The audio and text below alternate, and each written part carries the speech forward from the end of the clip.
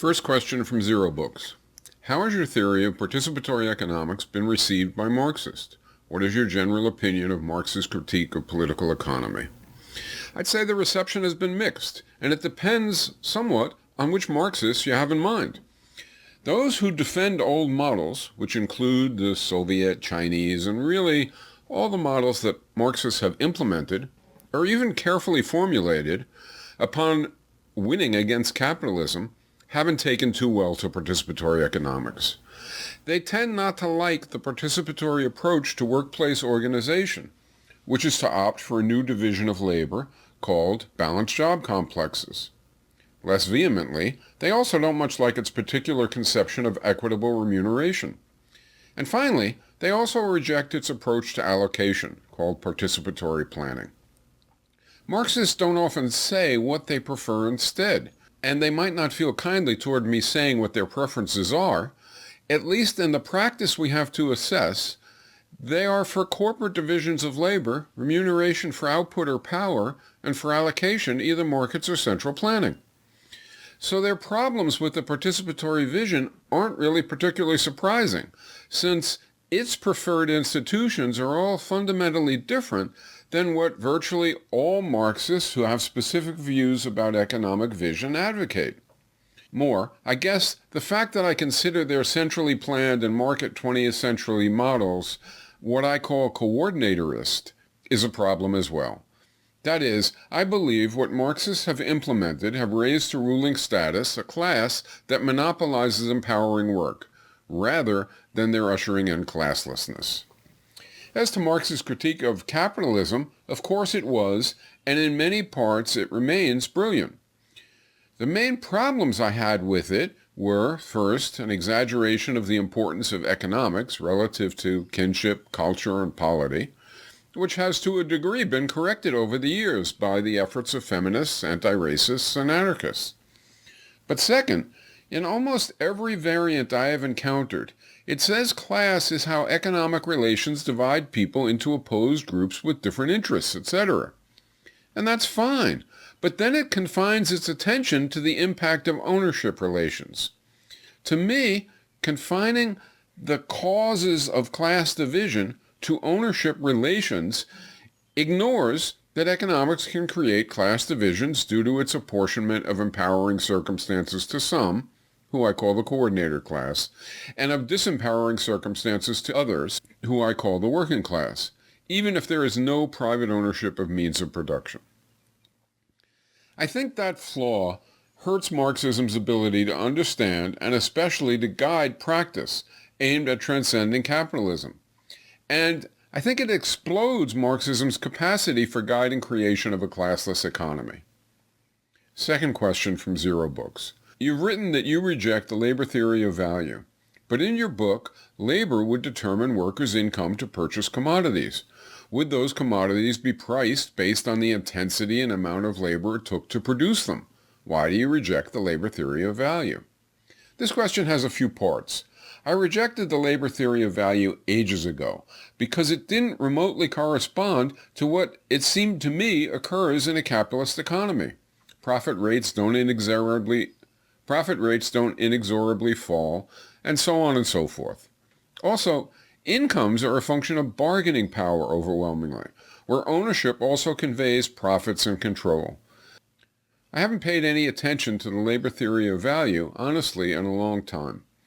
But the second and third parts of your question are more interesting, at least to me, and I suppose also a bit ironic. In participatory economics, or participatory socialism as many call it, you are right that work determines income, which is really people's claim on social product.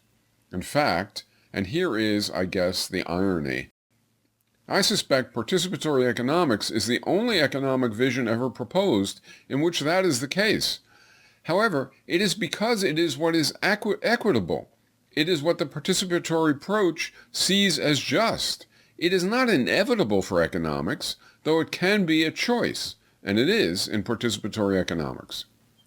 It is not, however, the case that the value of what is produced in a participatory economy is determined by some kind of an accounting of embodied labor.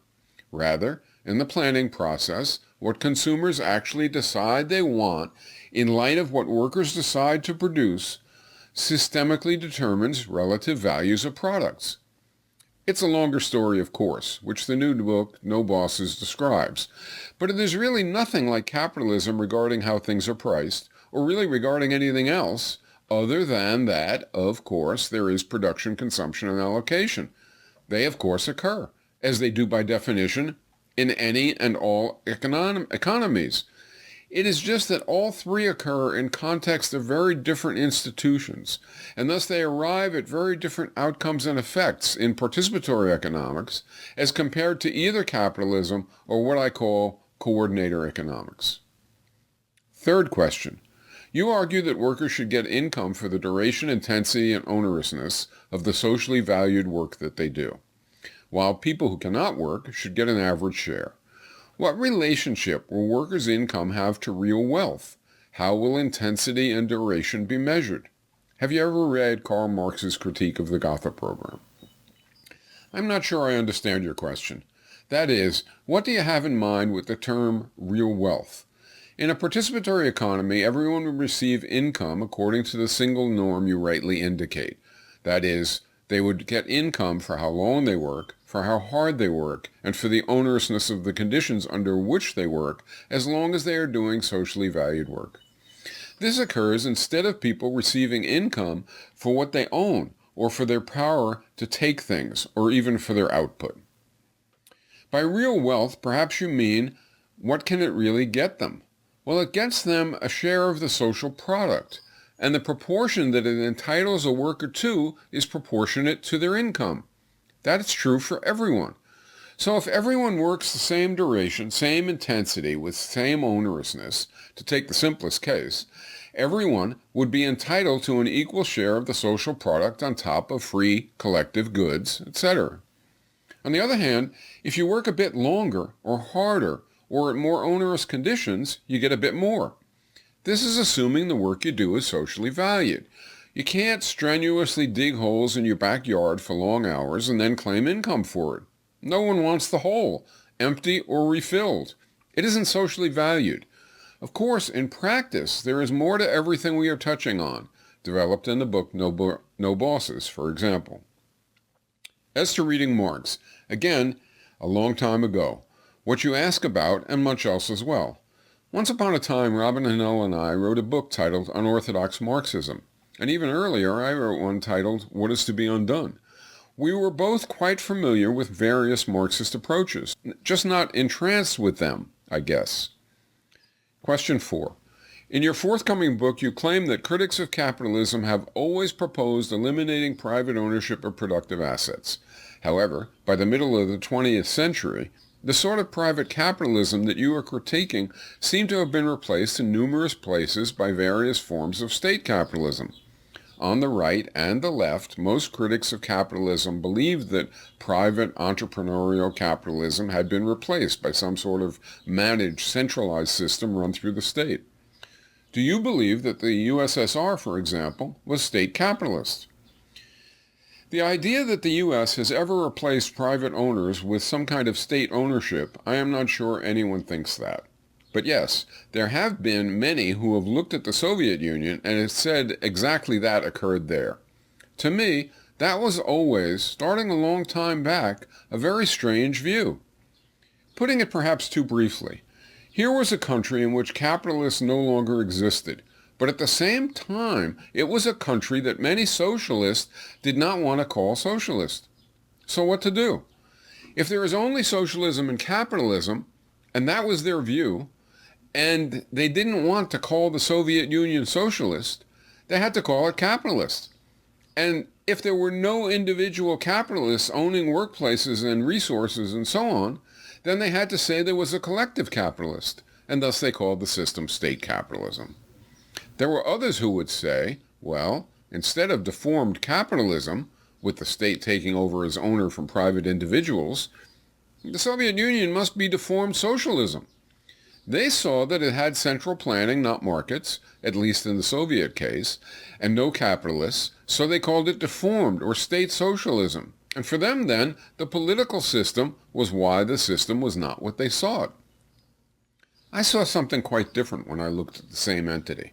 To me, it wasn't socialism because those who did the work did not control their own circumstances of economic outputs. And it wasn't capitalism because, well, there were no capitalists. I just didn't buy that the whole problem was a runaway or distorted political system. Yes, the political system of the Soviet Union was horrid, but the economy itself wasn't just distorted by the state. Surely it had its own defining features. So I wanted to examine the economy and determine if it had features that warranted seeing it as something different than capitalism, but not as socialist, not classless. And again, recounted here all too briefly, that led to the view that the Soviet economy was new. I called it coordinator because its institutions elevated a new class that had been between labor and capital in capitalist countries to ruling status in this new type economy, which I call coordinator. In a real sense, then, participatory economy's emergence and its early formulation was a response to wanting classlessness, but rejecting not only capitalism, but also coordinatorism, and thus seeking something different. You asked earlier about Marxist responses to participatory economics, and this was perhaps at root of that which was, and for some remains, critical. Question 5. You say that ownership should have nothing to do with income.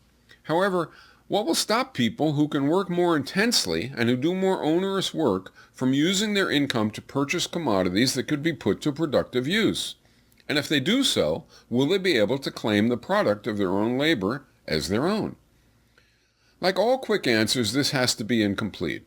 But yes, while a person can't work all that much longer, or harder, or under worse conditions than average, say, especially since their doing so has to produce socially valued results, and to also be acceptable to workmates in the workers' council they work in, I suppose Joe could spend more of his income on, I don't know, digging utensils or something, and then use those to create a garden to produce food. And Joe could do that and eat the food. But he couldn't sell the food. There is no market to sell the food on. And if Joe and 10 others get together and dug and planted in hopes of distributing the results to others for pay, they can't do that either, unless they do it within the economy. They could form a workers' council in the food industry, and then their actions would occur as all others do, with the remuneration being for duration, intensity, and onerousness, and so on. An interesting feature of participatory economics is that if Joe was, say, I don't know, Rafael Nadal, and he wanted to increase his typical income for playing tennis in the sports industry, and so decided to sell lessons to folks outside the economy proper because he is so good and people would so much want to play with him, that too would be nearly impossible without even outlawing it. Where is the court, the balls, and so on? In the economy proper, it is part of the participatory planning process with a workers' council, balanced jobs, and so on. If Raphael does it on the sly, which is very hard, on top of that obstacle, how does he enjoy the great wealth he accrues? He can't consume it visibly. That would reveal he is cheating.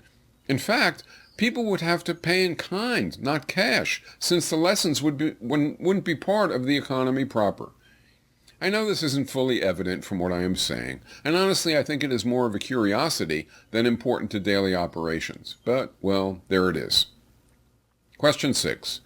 Historically, what relationship does a concept like the commons have with notions of ethnicity, sovereignty, and nation? I would need to have the latter better explained, I suspect, to give a useful answer. In a participatory economy, the idea of the commons is simply that the produced and natural means of production, the former being a product of human creation, and the latter being, for the most part, provided by natural history, are not owned by anyone.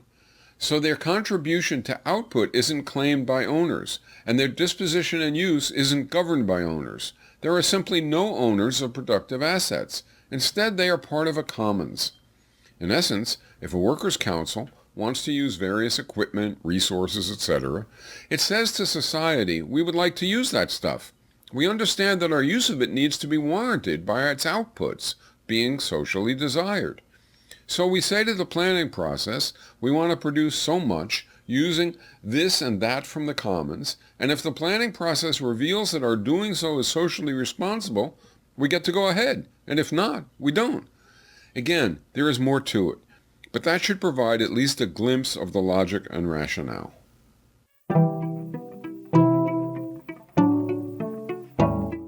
Thanks for watching this Zerobooks video. If you enjoyed it, subscribe to this channel and click on the notifications bell so that you'll be alerted whenever we release a new video.